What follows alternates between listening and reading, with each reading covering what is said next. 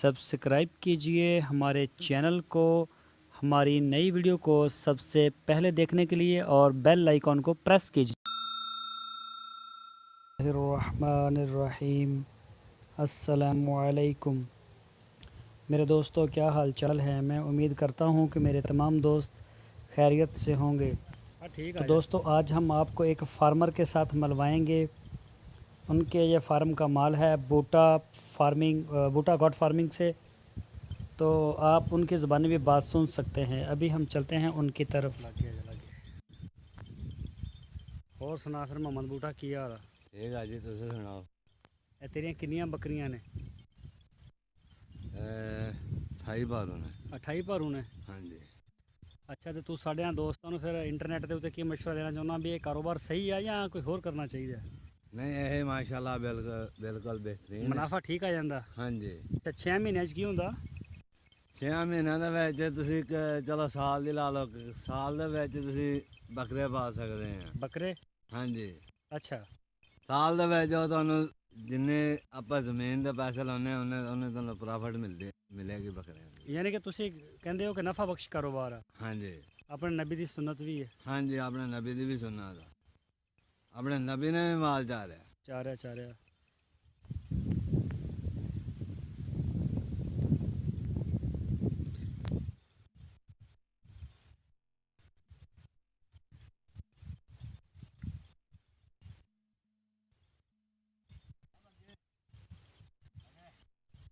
आजा आजा।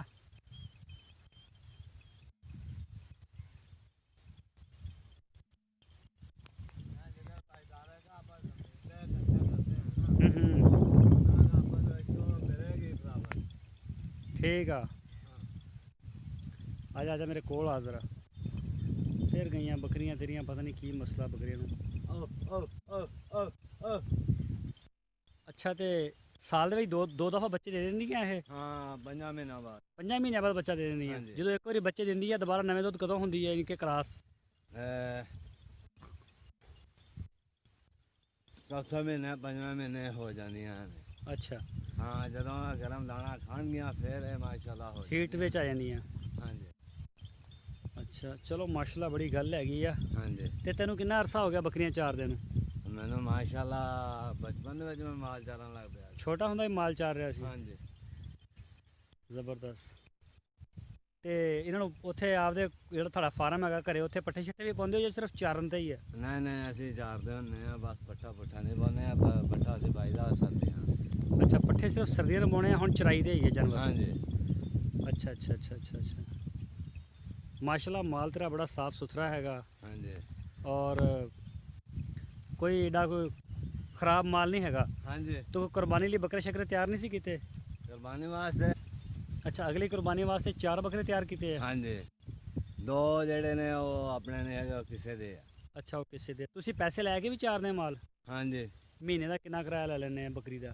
महीने का किराया ले लिया ਅਸੀਂ 1000 रुपया। 1000 रुपया? हाँ जी। दोबारा 10 कितना ले लेना? एक बकरी नूं अगर तुसी रेंट ते चारदे हो हाँ जी। हाँ जी। ते कितना तुसी ले लेंदे हो? 1000। 1000 रुपया? हाँ। बड़ी यार फीस है तुहाडे कोल। अगर 50 बकरियां होण ते 50,000 रुपया बनदा? हाँ जी। अच्छा, चलो माशाल्लाह बड़ी अच्छी गल है यार, बड़ी अच्छी मालूमात हैगी आ। हाँ जी। और तुहाडी जिहड़ी ये वीडियो हैगी है, इहनूं लखां लोकां ने देखना। ठीक है जी। ठीक हो गया? ठीक है जी। ठीक है, फिर मिलेंगे इंशाल्लाह। हाँ जी। अस्सलाम वालेकुम। वालेकुम सलाम व रहमतुल्लाहि व बरकातहू। चलो माशाल्लाह।